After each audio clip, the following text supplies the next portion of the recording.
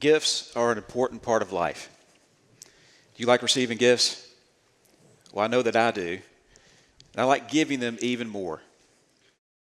And gifts can give us joy, disappointment at times, surprise, and connection. And it's connection through gifts that sometimes change the course of a person's life. So the best way I know how to connect you with the gifts and the miracles of living kidney donation is to give you an understanding of the adventure as it unfolded. And that adventure began with this picture. This is a picture of my good friend Timothy Chim and his son Tony. In late 2016, Tim had posted on social media that he was in desperate need of a kidney for his son. And seeing this picture of Tony, he's grown now, he's in his early 30s. But this picture caught my attention. To see him as a child, it connected with the child in me. And I knew his plight, years of dialysis, every other day, 4 hours a day, a grind. His mobility was limited.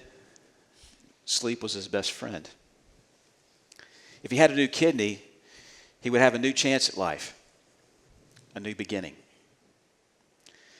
And my friend Tim was a hero himself. He survived the Khmer Rouge massacre in Cambodia in the early 1970s, the killing fields. They killed nearly 2 million people. Somehow Tim escaped the execution line, and he climbed more mountains than he could count to his freedom in Thailand, and then came to the United States in 1976. So what was I willing to do for my friend? Well, at first, I was willing to just give a simple blood test. But let me tell you about this blood test. This was like a test to the emergency broadcasting system. This is a test. This is only a test. I really wasn't planning on donating anything, let alone understanding that I could be a potential match for Tony.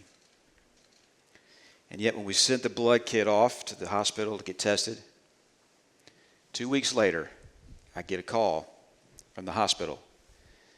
And the voice on the other end says, "How do you feel about donating your kidney?" Which was incredible. It set off a myriad of emotions inside of me and questions that had no answers. So I really wasn't committed to anything yet. I needed some facts. And the first question that I had to ask was, not knowing much about donation at all, was, can you survive the surgery? And indeed you can. You have a 99.7% chance of not only surviving the laparoscopic surgery, but also thriving afterwards. And then the larger question comes into play here is, can you really live a quality life with one kidney? The answer to that is yes. The remaining kidney inside of your body increases in size and scope and capacity. And what was cut to 50% can grow to even 60 and 70%. And for most people, that would be 2 to 3 times more than they would ever need in their life. And then another question came up. Will years be cut off of my life if I donated? And the research said that life expectancy is essentially the same. And surprisingly, maybe even slightly higher with one kidney instead of 2. And that was great information. That kind of moved me along a little bit. I started feeling a little better about this. And then the fear came. And let me tell you, it was fierce.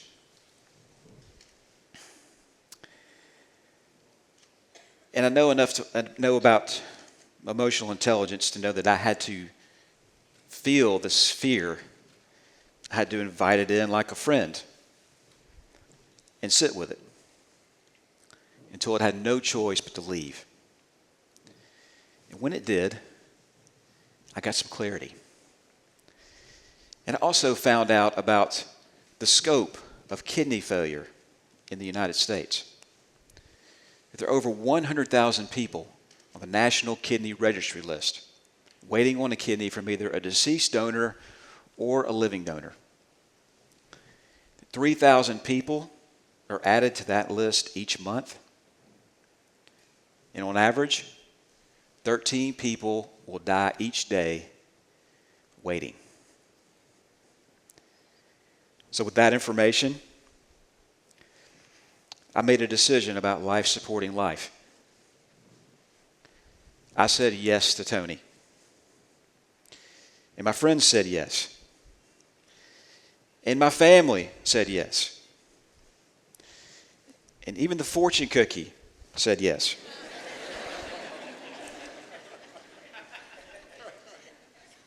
But what's a good kidney donation story without some adversity? 1 week before I was scheduled to donate directly to Tony, hospital in New York called and said that they were canceling the surgery, that our kidney structures were just too different, and that Tony would experience too many complications both during and after the surgery. We were devastated. And suddenly, out of nowhere, Tony's new chance at life, a new beginning for him, they were gone. I think most people at this point would say, you know, we did the best we could, but it just didn't work out. But there was still something inside of me, a voice, let's call it the voice of faith, that said, Taylor, it's not over. Dream bigger. So 3 weeks later, I knew what I had to do. I knew what I was willing to gift. I introduced myself to the team, the transplant team at Methodist University Central Hospital in Memphis. I told them what had happened with Tony, that it didn't work out, and that I was still willing to donate to someone else, give them a new chance. And I'll never forget what Dr. Campos told me that day. He said, Taylor, if you become a non-directed donor, there's only one way to make this right, one way to make this story whole, and that is somehow find a return kidney for Tony. Which for me was like, it was an aha moment. Ah! It was like catching the Hail Mary pass for a touchdown to win the game. Up until then, I didn't know anything about return kidneys or kidney exchanges. I didn't even know they were possible. But they're not only possible, they're more probable now than ever. So on February 27th, 2018, I gifted my kidney to an unknown recipient. And through a miracle of miracles, was also selected to be the point person for a multiple person kidney exchange, where 5 other people got life-saving kidneys within 72 hours of my donation. Here's how a kidney exchange works.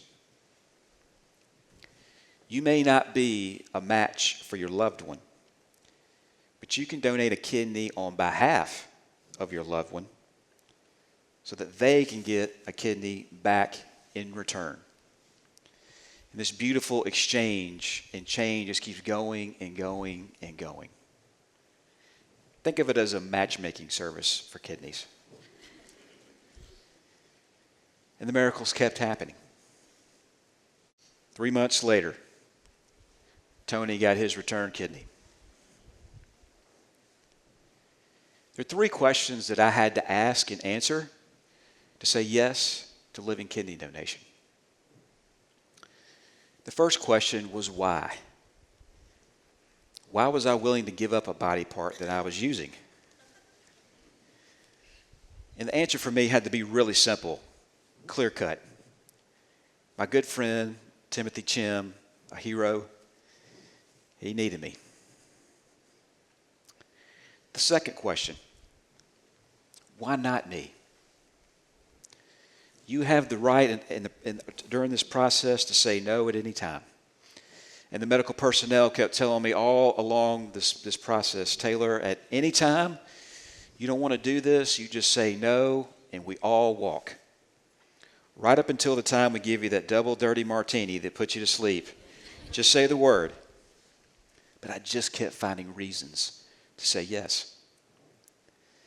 And the third question I had to ask and answer was a double-sided coin. What did it mean to say yes? And what did it mean to say no? And on the yes side, I had to answer the question, was I saying yes in order to avoid feeling guilty? Because regret and guilt are real things. Could I feel my way through that? And I did. And on the no side, could I say no to the Chim family when I was the only option? I decided that I could say no if it substantially affected the quality of my life. But that was just not the case. There is a tremendous power in gifting and of faith in action. Believing in what you cannot see yet. What are you willing to gift to someone else? Out of all the things that I learned on this miraculous adventure, the one thing that stands out to me is that people need each other to make life work. And it's our connections, both visible and invisible, that keep us together. And on the journey to success, I'm reminded of a Sufi parable that goes like this. Past the seeker, as he prayed, came the crippled, the beggar, and the broken. And upon seeing this, he cried, Master, how can a loving God see such things and yet do nothing about them?